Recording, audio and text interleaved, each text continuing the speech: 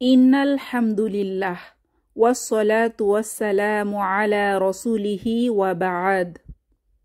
আজকে আমরা পবিত্র কুরআনুল কারীমের 104 নম্বর সূরা হুমাযাহ নিয়ে আলোচনা করব ইনশাআল্লাহ। এটি একটি মাক্কি সূরা। এই সূরাটিতে 9টি আয়াত রয়েছে। প্রথম আয়াতে উল্লেখিত হুমাযাহ শব্দটি দিয়েই এর নামকরণ করা হয়েছে। এই সূরায় এমন কিছু বিষয়ের নিন্দা করা হয়েছে যেগুলো জাহিলি সমাজে অর্থলোভী ধনীদের মধ্যে বেশি দেখা যেত।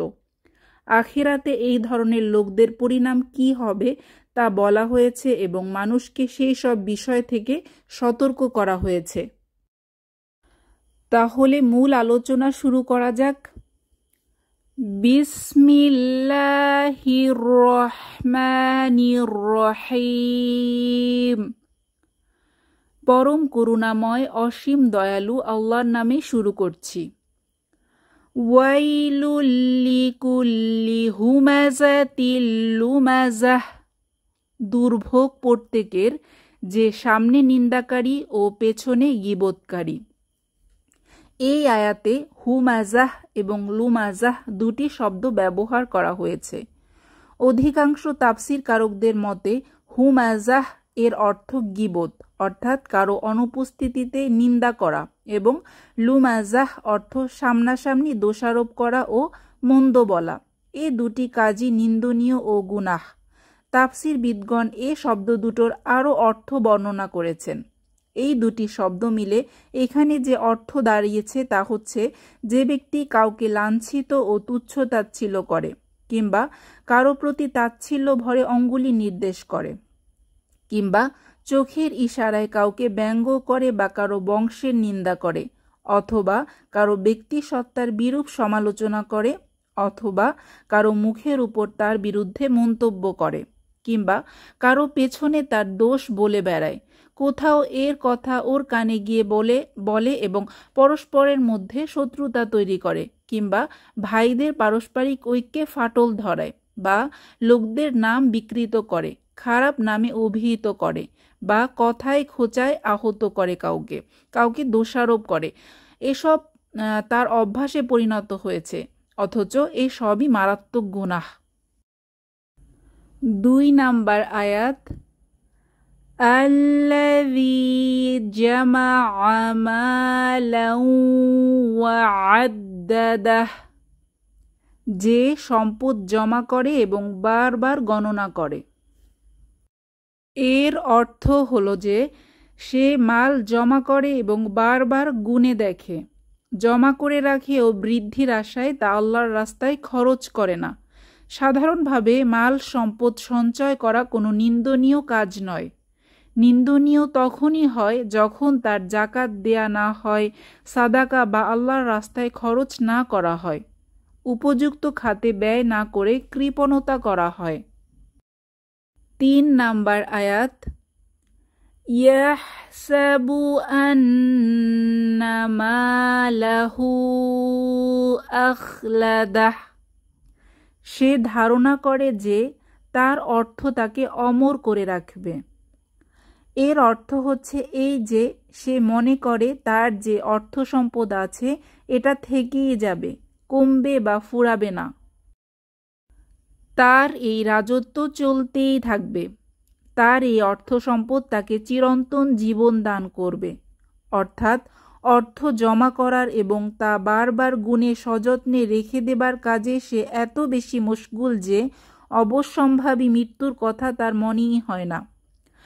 তার মনে কখনো এ চিন্তার উদয় হয় না যে এক সময় তাকে এসব কিছু ছেড়ে দিয়ে খালি হাতে দুনিয়া থেকে বিদায় নিতে হবে, তাকে এ সম্পদের হিসাব দিতে হবে।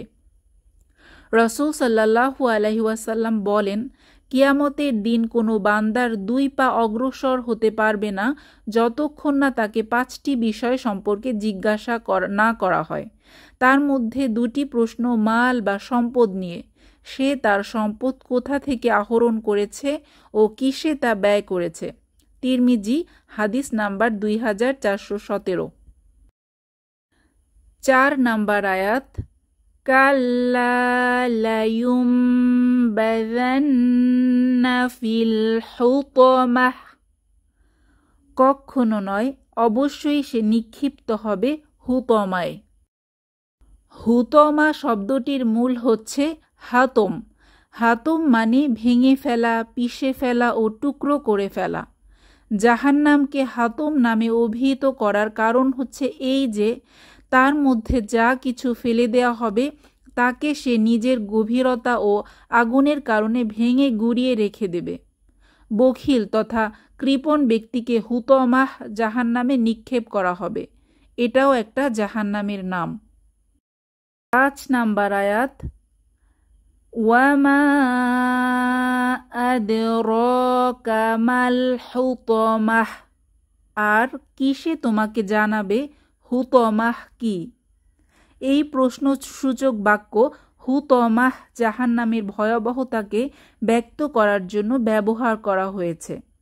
6 নাম্বার আয়াত, নারুল্লাহিল মুকাদাহ, আল্লাহর প্রজ্বলিত আগুন। এখানে মুকাদাহ অর্থ অত্যন্ত লেলিহান শিখাযুক্ত প্রজ্বলিত আগুন। এই আগুনকে আল্লাহ সুবহানাহু ওয়া তাআলার সাথে সম্পৃক্ত করার মাধ্যমে এর প্রচণ্ডতা ও ভয়াবহতা প্রকাশ পাচ্ছে।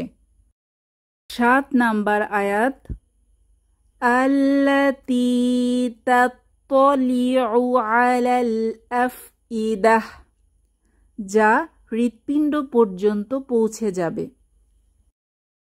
অর্থাৎ তার প্রচণ্ড গরম হৃদয় পর্যন্ত পৌঁছে যাবে।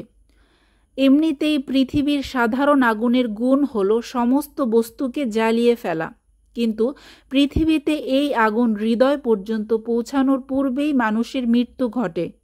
জাহান্নামে তা হবে না, বরং সেই আগুন হৃদয় পর্যন্ত পৌঁছে যাবে, আর মৃত্যুকে আহ্বান করা সত্ত্বেও মৃত্যু আসবে না, কারণ সেখানে আর কোনো চূড়ান্ত মৃত্যু নেই।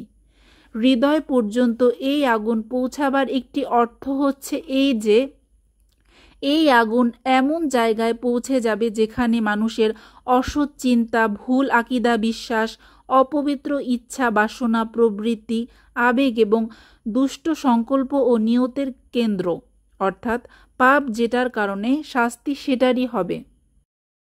এর দ্বিতীয় অর্থ হচ্ছে আল্লাহর এই আগুন দুনিয়ার আগুনের মতো অন্ধ হবে না। সে দোষী ও নির্দোষ সবাইকে জ্বালিয়ে দেবে না, বরং প্রত্যেক অপরাধীর হৃদয়ের অভ্যন্তরে পৌঁছে সে তার অপরাধের প্রকৃতি নির্ধারণ করবে এবং প্রত্যেককে তার দোষ ও অপরাধ অনুযায়ী আযাব দেবে। 8 নাম্বার আয়াত, ইন্নাহা আলাইহিম মুসাদাহ, নিশ্চয় তা তাদেরকে চতুর্দিক থেকে পরিবেষ্টন করে রাখবে। অর্থাৎ অপরাধীদেরকে জাহান্নামের মধ্যে নিক্ষেপ করে তার উপর থেকে তা বন্ধ করে দেয়া হবে। কোনো দরজা তো দূরের কথা, তার কোনো একটি ছিদ্রও খোলা থাকবে না।